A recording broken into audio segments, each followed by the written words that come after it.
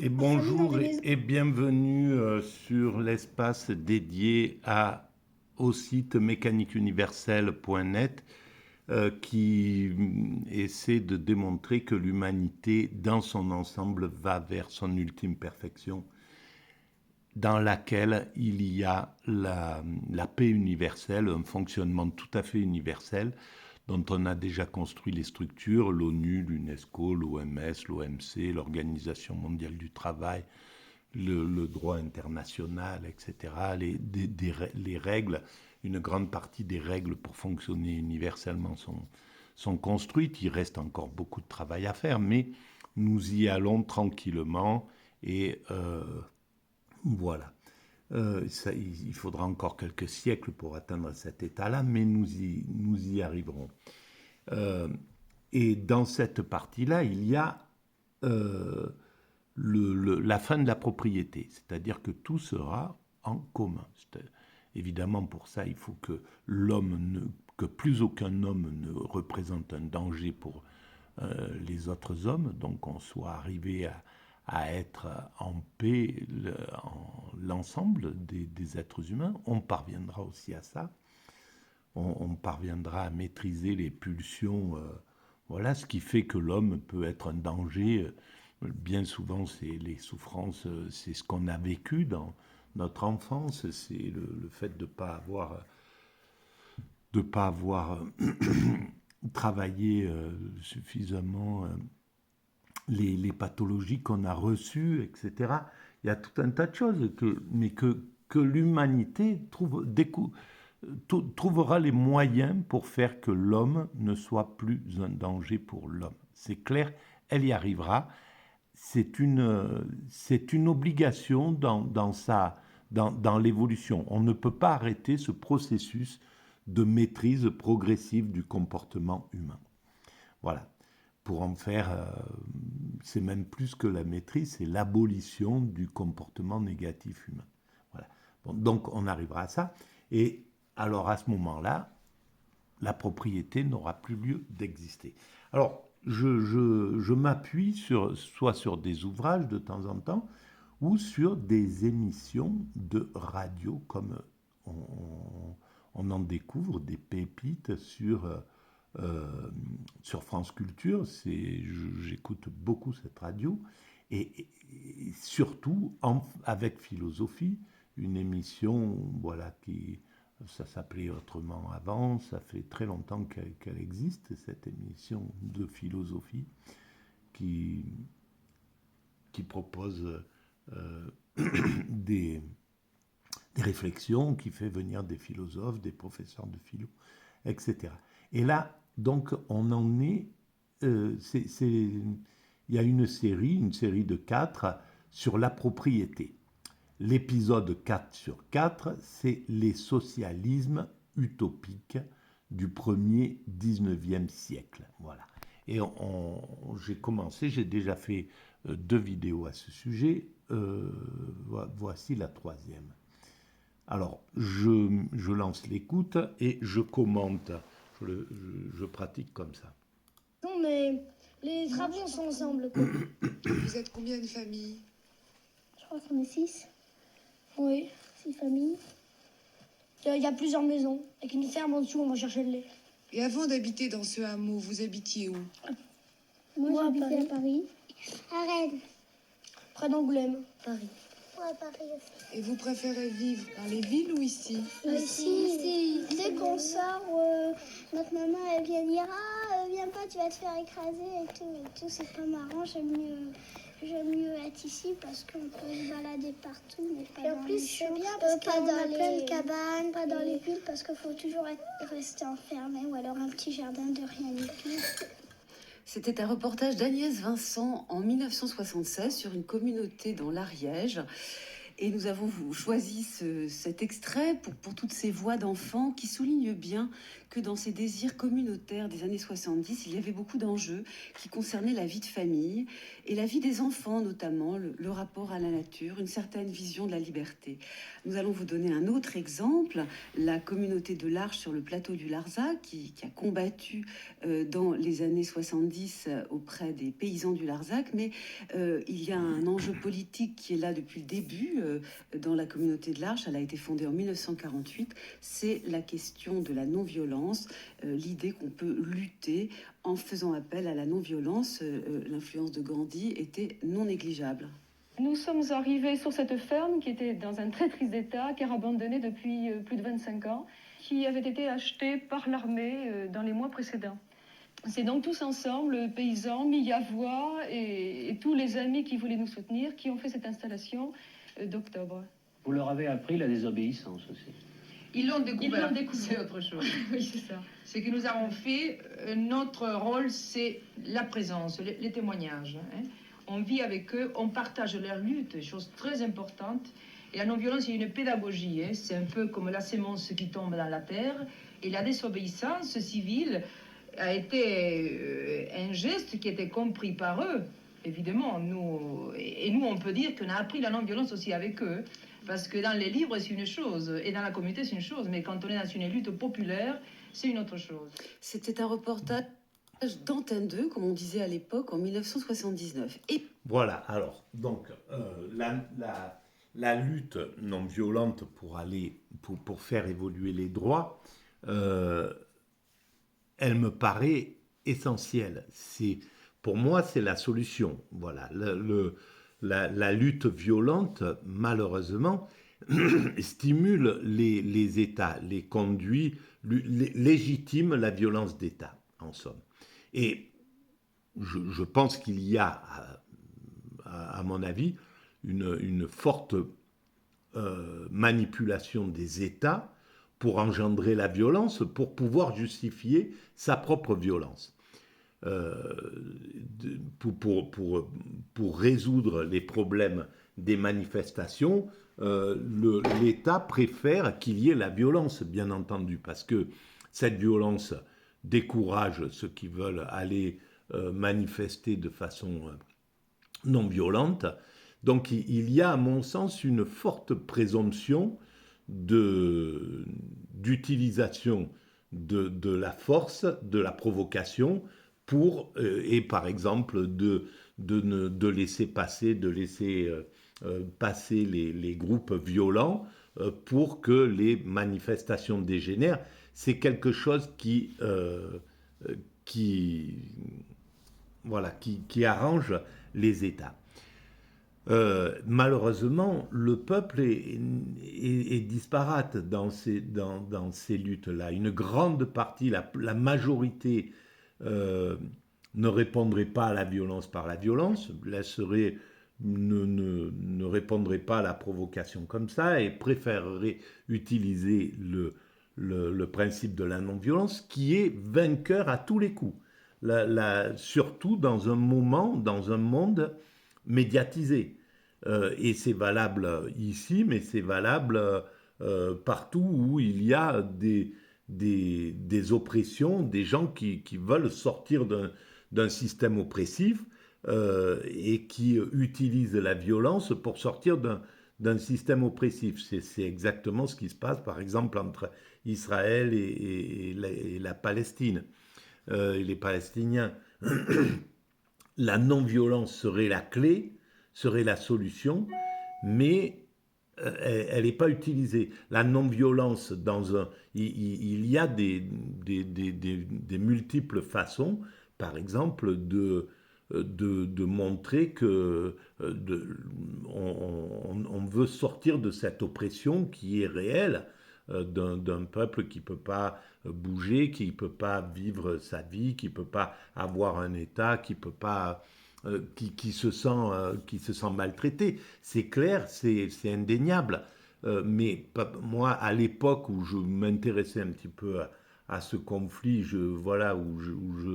j'essayais de penser un peu ces idées-là, il y a 20 ou 30 ans, quelque chose comme ça, au début des luttes, des intifadas, je pensais que si l'ensemble des Palestiniens, par exemple, à telle heure se couchaient tous au milieu des rues et sous le regard des caméras du monde entier, comme s'ils étaient, voilà, pendant une demi-heure allongée, un pays tout entier qui manifesterait comme ça son désir de ne plus être opprimé, l'ONU, les autres grandes puissances ne tiendraient pas un mois de ce genre d'image quotidienne, c'est clair.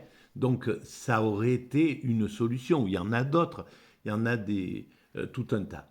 Alors la violence, malheureusement, elle fait partie de l'homme. C'est comme ça. Si vous marchez dans la rue, si quelqu'un vous met une gifle sans raison, de façon injuste, eh ben, il y a 50 ou 60% ou 80% des gens qui répondront, qui se battront.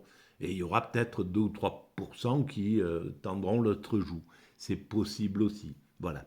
Il y a une petite partie des gens qui réagissent comme ça et une partie qui utilisent la violence. Voilà. Mais je pense que j'ai dit globalement ce qu'il y a à dire sur cette violence-là. Maintenant, la non-violence, c'est la clé.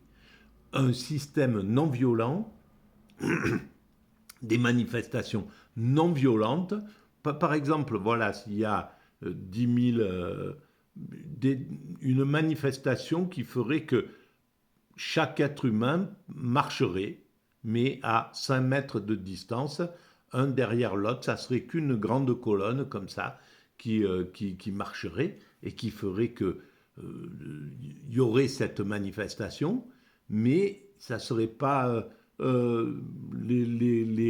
on verrait tout de suite la violence policière si face à un homme qui marche tout seul, s'il y a de la violence contre un homme qui n'a aucune velléité agressive ou quoi que ce soit, on démasquerait tout à fait le principe. Il y a des moyens de démasquer le système et l'oppression du système. Et sinon, eh ben, de toute manière, peut-être que les forces de l'ordre n'auraient pas, si on était dans un système qui parvienne à imposer la non-violence, les forces de l'ordre ne pourraient pas, ce sont des êtres humains, donc il n'y a aucune raison non plus qu'ils obéissent à des ordres iniques et qu'ils verraient eux-mêmes qu'ils sont le jouet d'un État qui les utilise alors qu'ils sont du peuple, qui les utilise contre le peuple. Voilà.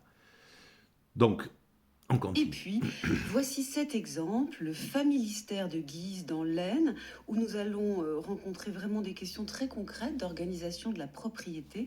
Nous avons choisi cet extrait sonore, Anne Cupiec, pour vous, puisque vous allez nous le raconter, vous l'avez visité. Au phalanstère de Fourier, il a substitué le familistère. Oui, nous y sommes nés. Même avant que les assurances sociales ils existent, eh bien ici, déjà, les ouvriers, quand ils étaient malades, ils étaient payés ici. Nous avions tout de même la notion que ceux dont nous bénéficions à l'époque, n'est-ce pas, était quelque chose de très, très particulier. Il y avait le réfectoire ici, là, les ouvriers avaient mangé là. Il y avait buvette, et puis alors là, il y avait boulangerie, charcuterie, boucherie. Les bénéfices qui étaient vendus, c'était encore répartis parmi les ouvriers. Il a été amené à créer les différentes sociétés, et elles ont été nombreuses. La société de musique, la société des archers, la gymnastique, une société d'escrime, n'est-ce pas, le théâtre. C'était un reportage de 1974 de l'ORTF, donc sur Gaudin et le Familistère à Guise, dans l'Aisne. Jean-Baptiste André Gaudin est né en 1817. C'est lui qui a fondé ce familistère. Il est né dans une famille de serruriers, Picard. Il a travaillé dès 11 ans. Il gardait aussi les vaches, travaillait au champ. Et puis, il lisait beaucoup, tout seul, Rousseau, Diderot, puis Charles Fourier. On va en parler. Et quand il est devenu capitaine d'industrie, il était très doué pour l'industrie. Il a développé des désirs réformateurs pour le bien-être des ouvriers. Il s'est présenté aux élections législatives de 1848, même s'il a échoué. Et à ce moment-là, il a annoncé clairement qu'il était phalanstérien, expression de Fourier que nous allons définir. Il s'est mis en contact avec Victor Considérant et François Castagrel, qui étaient les disciples de Fourier. Et avec eux, il a essayé de monter une colonie à Dallas, aux États-Unis. Ça a été un échec. Et puis, ça a été une réussite qui lui a survécu d'ailleurs. Il a fondé ce familistère de Guise et qui a proposé une organisation du travail et du capital tout à fait singulière. Anne Cupiec, je présume que vous êtes allée là-bas avant 1968, non? Parce que en 68, là... J'étais trop jeune. Non, alors j'ai dû... Alors, donc, voilà, ces phalanstères, familistères, etc., fondés par un capitaine d'industrie, voilà, comme on peut les appeler, un grand patron, voilà, la branche du patronat qui a une vision tout à fait humaniste, une vision progressiste, etc. Elle existe, cette branche-là. Dans le patronat, il y a ceux qui sont plutôt motivés par leur... qui n'ont pas l'aptitude à voir correctement les ouvriers qu'ils emploient et à les prendre un peu comme des esclaves. Et puis, il y a ceux qui ont un vrai désir de progressisme, etc. Et donc, c'est au 19e siècle, il y a eu des tentatives comme ça de corrélation entre les philosophes qui pensaient des modèles, comme Fourier, par exemple. Voilà, Fourier amène des idées, Saint-Simon amène des idées, etc. Tous ces grands penseurs amènent des idées, Marx, etc. Et puis, il y a ceux qui veulent les mettre en pratique parce qu'ils pensent que c'était juste. Et on les retrouve, hein, aujourd'hui. Voilà, il y a des patrons d'industrie qui ont une vision tout à fait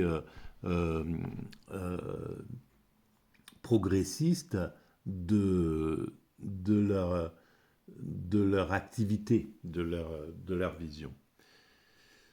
À savoir Et là, on peut voir à quel point c'était novateur de pouvoir amener la culture, de pouvoir donc protéger les êtres humains, parce que dans ces familistères, c'était des appartements, etc., amener tous les progrès techniques qui soient pas que pour les classes aisées. Alors ça ruisselle sous cette forme-là. C'est d'abord les classes aisées qui ont les derniers progrès de confort, et puis progressivement, ils arrivent dans la population. Et là, voilà, c'est une façon de faire les choses, mais c'est la façon primate de se comporter. Voilà, chez nos cousins primates, le dominant d'abord se sert, et puis ensuite, ce qui reste, les autres se le partagent. Donc on est dans un modèle primate, on n'est pas dans un modèle horizontal. Et on va vers un modèle horizontal d'égalité de tous. Et parce que cette égalité de chaque être humain, entre le plus misérable et le plus riche, le plus instruit et le plus naïf, etc., on est tous égaux dans la construction de cette humanité. Il faut absolument de tous pour faire ce monde.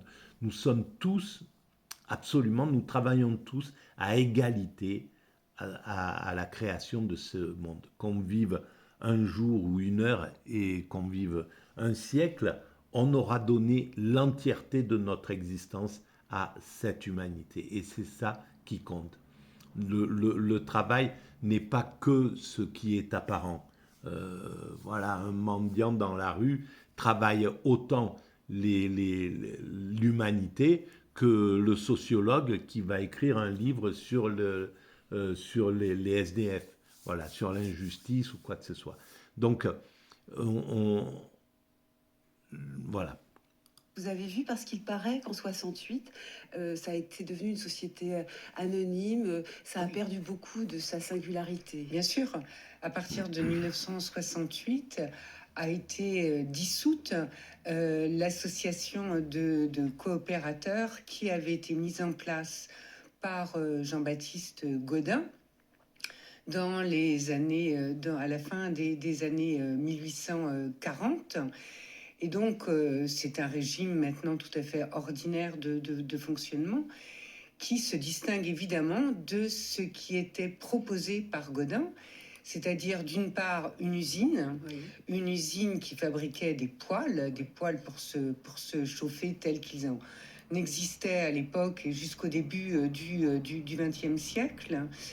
Une usine avec évidemment des ouvriers et des ouvrières, et c'est la singularité de l'entreprise de Gaudin, l'érection de ce qu'il a appelé un palais social, et avec une architecture qui est quasiment conforme à ce qu'avait dessiné Fourier, évidemment beaucoup plus tôt, pour son phalanstère, pour à la fois héberger les personnels de l'usine, qui bénéficiaient d'un logement en fonction de la taille de leur famille et non pas de leur fonction dans l'entreprise. Donc c'est vraiment en fonction des besoins, une notion très Donc importante. c'était pas une question hiérarchique.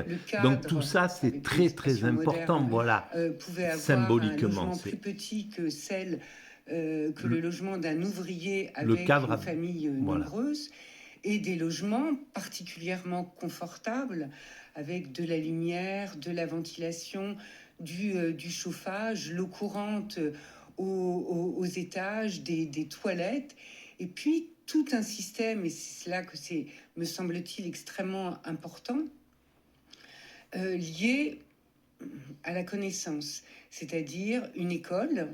Autrement dit, les enfants ne travaillent pas, ils sont à l'école. Ce qui, pour l'époque, est incroyable. Absolument incroyable. Les enfants siècle. ne travaillent pas, ils sont à l'école d'abord jusqu'à 6 ans et ensuite jusqu'à 12 ans.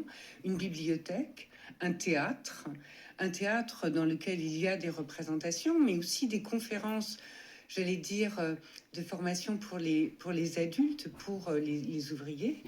Et puis l'organisation d'une association de telle manière que les bénéfices de l'usine soient répartis entre les sociétaires.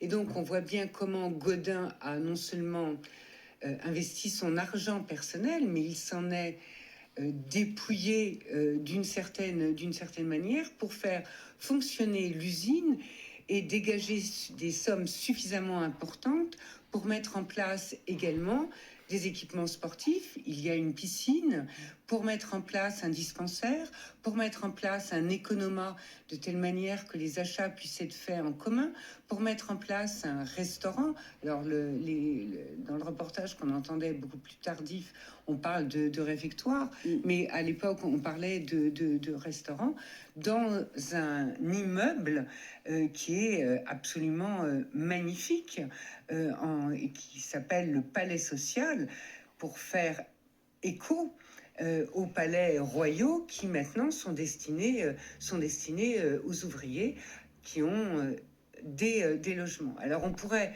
évidemment souligner des ambivalences.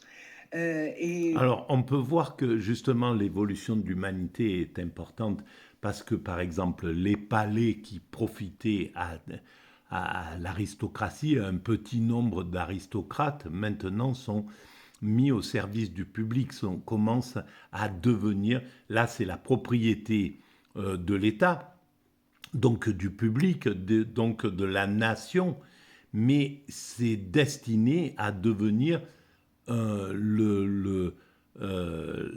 la propriété de l'humanité. Voilà, l'humanité va vers le fait le bien commun universel deviendra général, en somme.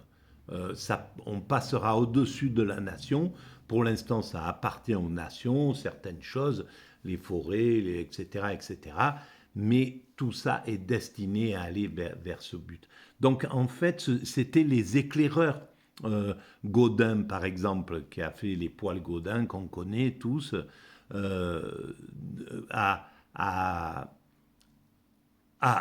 fait cette...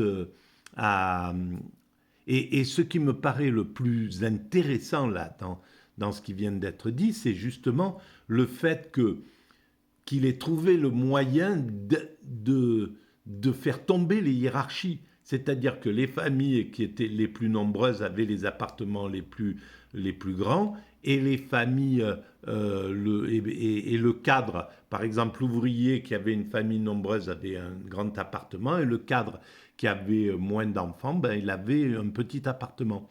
Donc en réalité, et puis ils étaient mélangés en réalité dans cette chose-là. Donc il y avait un vrai désir d'égalité. L'idée d'égalité venait d'arriver dans l'humanité du 19e siècle. Après avoir été disons, travaillé, forcé, on va dire, avec la Révolution française, liberté, égalité, fraternité, là, la valeur d'égalité et de fraternité était mise en exergue. L'égalité, c'est les spirituels qui l'ont amené dans l'humanité. Hein. C'est une vision complètement spirituelle. Voilà, pour Dieu, chacune des créatures est identique, est égale. Voilà. Dieu ne fait pas de différence entre le riche et le pauvre, le patron et l'ouvrier. Donc ça vient bien du spirituel. Et c'est pour ça qu'il ne faut pas négliger l'apport considérable des grandes religions à l'humanité. La laïcité, c'est un peu ce qu'on pourrait lui reprocher quand c'est une laïcité de combat qui veut dire, bon, la religion, c'est ceux qui ont amené les guerres, c'est totalement faux. C'est eux qui ont amené c'est l'opium du peuple, etc. Voilà, c'est des visions un peu schématiques qui n'ont pas à être... voilà. Et là, donc, il y avait quelque chose d'extrêmement novateur qu'un siècle et demi, presque 2 siècles après, on n'a toujours pas concrétisé. Et pourtant, c'est notre finalité. Voilà. Cette finalité de... Bon, on en a concrétisé un grand paquet, hein, parce que la culture, maintenant, elle est universalisée. Avec les médias, c'est quelque chose d'incroyable. Celui qui veut se cultiver, même s'il n'a pas la chance d'aller à l'école, qu'il appartienne au continent africain ou américain du Sud ou asiatique ou ailleurs, ou européen, celui qui veut s'instruire, il a tout à sa portée.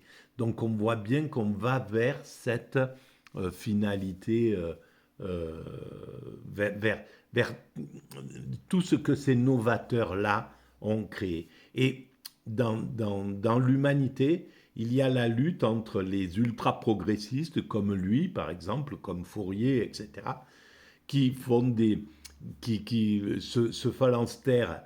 Je pense qu'un grand nombre des autres patrons ont dû mettre des bâtons dans les roues pour pas que ça se diffuse, pour pas, etc. Donc on voit bien que tous les côtés, quand il y a un système ultra novateur, ça a été le cas avec le communisme. Quand le communisme s'est imposé en Russie, le système capitaliste ne pouvait pas supporter l'idée du communisme. Et donc, non seulement le communisme par lui-même, en prenant en écartant le spirituel, en prenant l'idée de la dictature du prolétariat, en élisant en mettant à leur tête des paranoïaques qui étaient des psychopathes, avait de quoi s'autodétruire, mais le capitalisme a travaillé largement à aider la destruction de cette idéologie qui a mené l'idée d'égalité, de fraternité, dont il ne voulait pas entendre parler. Le capitalisme, c'était un peu... Ça le moralisait en réalité. Il avait quelqu'un qui lui faisait la morale en face de lui, le bloc russe ou chinois, lui faisait la morale sur certains plans. Et ce que déteste le capitalisme, qui est une forme de narcissisme, qui est basée sur le narcissisme. Hein. Donc, ce que déteste le narcissisme, c'est qu'on lui fasse la morale. C'est pour ça qu'il thésaurise là le néolibéralisme. Il a pris les médias pour pas qu'on le conteste, pour pas qu'on le critique en somme, pour éviter qu'on le critique. Voilà. Et il a parvenu à ses fins. On a critiqué le peuple, mais on n'a pas critiqué, grâce aux médias oligarchiques, il critique le peuple, mais il critique mollement le système dominant. Voilà. Voilà, je vais arrêter là pour cette vidéo. Merci de votre écoute. Et